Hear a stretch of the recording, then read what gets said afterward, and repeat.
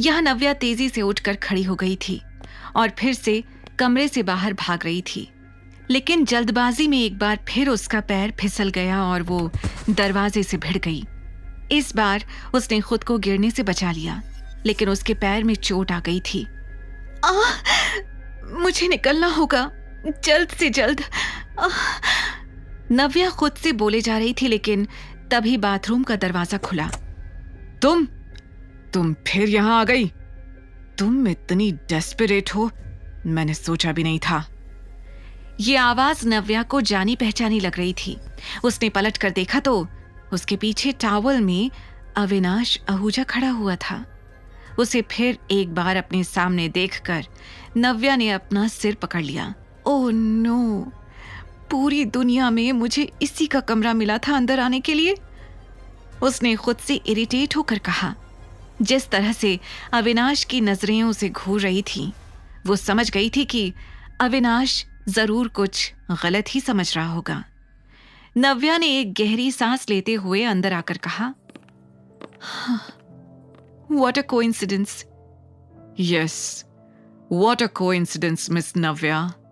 अविनाश की आवाज में शक और गुस्सा दोनों सुनाई दे रहे थे। नव्या इस वक्त अपनी सफाई देना तो नहीं चाहती थी, लेकिन उसे पता था कि उससे यहां आकर एक बड़ी गलती हो गई थी।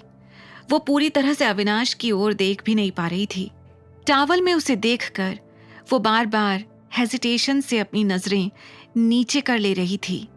देखिए मिस्टर आहूजा, अगर मैं आपसे कहूं कि मेरा यहाँ इस तरह से कमरे में आना सिर्फ एक एक्सीडेंट था, तो क्या आप मेरा यकीन करेंगे?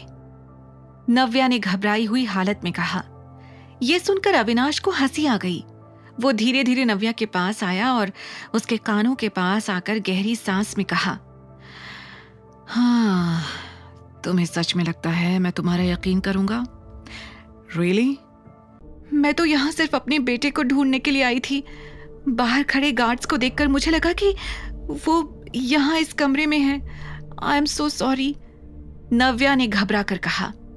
वो बस किसी तरह से अब इस कमरे से निकलना चाहती थी, पर अविनाश को उसकी बातें मजाक से कम नहीं लग रही थी।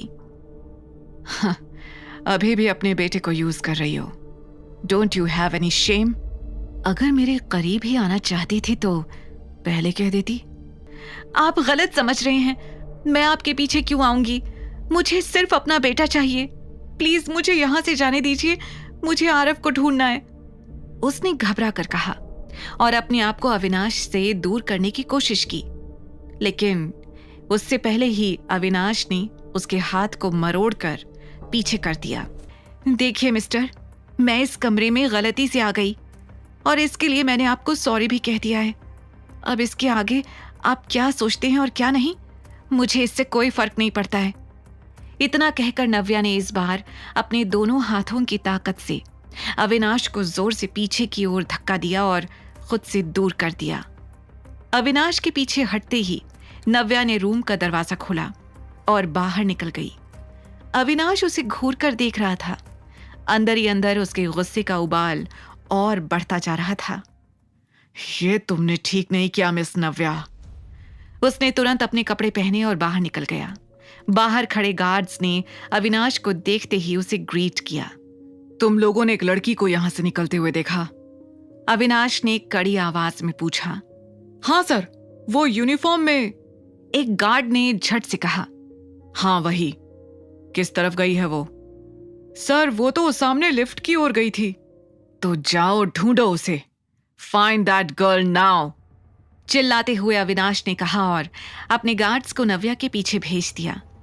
यहां नव्या ने लिफ्ट के ठीक बगल वाली सीढ़ी ली और भागते हुए नीचे वाले फ्लोर पर आ गई।